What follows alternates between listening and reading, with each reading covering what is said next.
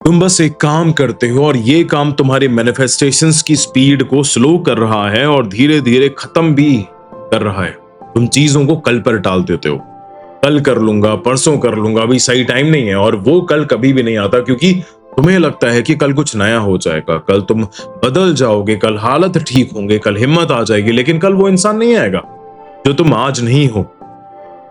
जो आज टाल रहा है वो कल भी टालेगा, क्योंकि टालना तुम्हारी एक आदत है। वो कोई माहौल नहीं है, वो कोई मौसम नहीं है जो कल बदल जाएगा।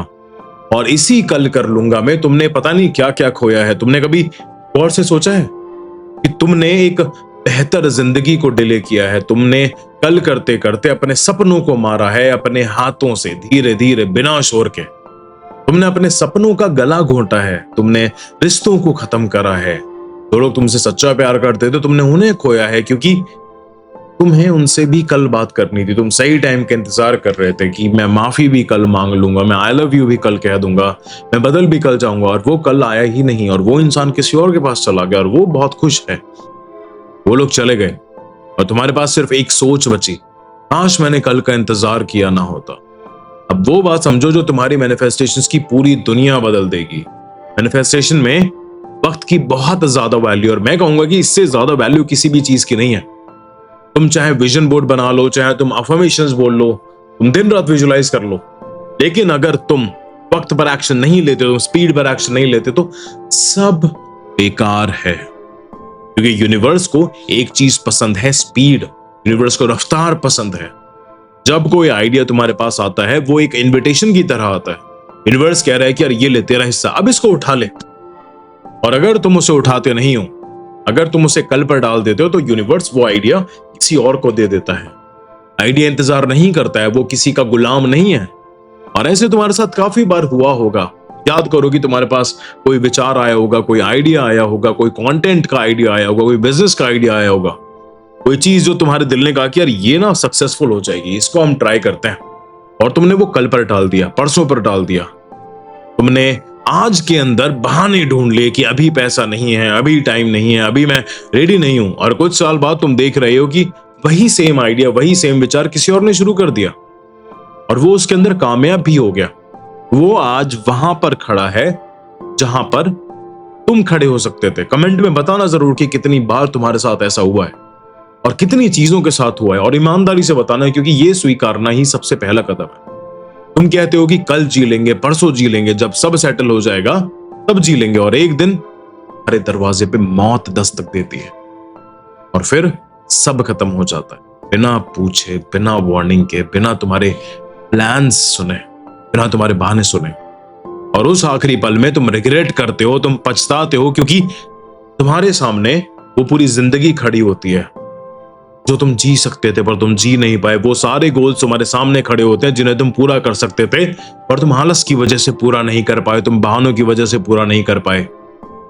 और अब वक्त नहीं बचा। मैं आज तुम्हें बताता हूं कि असली नर्क क्या है। जिसको तुम नर्क कहते हो ना, वो तुम्हें पता लगेगा। लोग सोचते हैं कि नर्क ना एक आग है, एक सजा है। नहीं, असली नर्क ये है कि जब तुम मरोगे और जब तुम ऊपर जाओगे और ऊपर तुम्हें एक शक्ति मिलेगी, वो तुम्हें कमरे में बिठाएगी, बिल्कुल शांत कमरे में, और वो तुम्हें सब दिखाएगी जो तुम बन सकते थे। तुम एक एंटरप्रेन्योर बन सकते थे, तुम एक कंटेंट क्रिएटर बन सकते थे, बिजनेसमैन बन सकते थे, अच्छे पार्टनर बन सकते थे, अच्छी फैमिली रन कर सकते थे, तुम अच्छे पैसे कमा सकते थे। पर तुमने क्या करा? कुछ भी नहीं। और वो इंसान, तुम्हारा फ्यूचर सेल्फ, तुम्हारे सामने खड़ा होगा, तुम्हारा मजाक उड़ाएगा, तुमको वो गाली देता रहेगा, और जब तुम नरक में होगे तुम कुछ कर भी नहीं सकते, तुम वहां पर अपने आप को खत्म भी नहीं कर सकते, क्योंकि तुम खत्म तो ऑलरेडी हो चुके हो। तुमको वो रिश्ता दिखाएगा जो हो सकता था। वो कहेगा कि यार अगर तुम चीजों को तेज तरीके से करते, तुम अपनी सेहत का ख्याल रखते, तुम एक्सरसाइज करते, तुम ज्यादा जीते, और जो लोग तुमसे प्यार करते तुम उनके साथ हर साल बैठते, और तुम उस पूरी जिंदगी को देखते रहोगे जो हो सकती थी पर हुई नहीं। हर सेकंड तुमको रिग्रेट होगा, हर सेकंड तुम्हारे अंदर से कुछ ना कुछ मरता रहेगा, जिंदगी भर तक मरता रहेगा, दर्द में रहोगे, और तब तुम कुछ भी नहीं कर पाओगे। यह है नर्क। अपनी ही उन जी हुई जिंदगी को तुम सामने देखोगे जो तुम जी नहीं पाए हो। और अब अपने आप से सच्चा सवाल पूछो, तुम वक्त किस चीज को देते हो? तुमको जब गुस्सा आता है तुम तुरंत गुस्सा कर लेते हो, एक्सक्यूजेस बनाने में तुम सेकंड नहीं लगाते। आराम करना होता है तुरंत कर लेते हो, संभोग करना होता है तुम तुरंत पॉर्न देख लेते हो, स्क्रॉल करना होता है तुम घंटे स्क्रॉल कर लेते हो। जो चीजें तुम्हारी जिंदगी को दीमक की तरह खाती हैं, उनके लिए तुम्हारे पास हमेशा अभी नहीं, लेकिन जब ध्यान की बारी आती है तुम कहते हो कल, जब प्रेम की बारी आती है तुम कहते हो कल, जब खुद से कुछ सीखने की बारी आती है, जब अपने आप पे काम करने की बारी आती है तुम कहते हो कल। देखो तुमने क्या उल्टा कर दी। जो तुमने तोड़ा है उसे अभी, जो तुम बना सकते थे, सब कुछ तुम कर सकते थे और तुमने किया नहीं। और एक आखिरी बात, इसका बीज ना अपने दिल में गहरा उतार लो। तुम डेली मर रहे हो, हर क्षण मर रहे हो। ये कोई डरने वाली बात नहीं है, ये सच्चाई है। जो पल बीत गया वो वापस नहीं आएगा, पर वो खरीदा जा सकता है।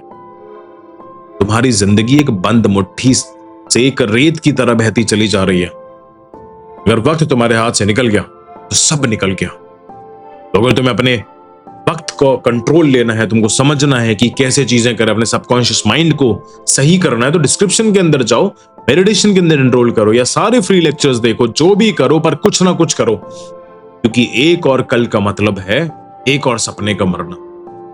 याद रखो कि समय काफी भी है और समय कम भी। काफी है अगर तुम अभी से शुरू करो, कम है अगर तुम और इंतजार करो। स्टे शिक्षित।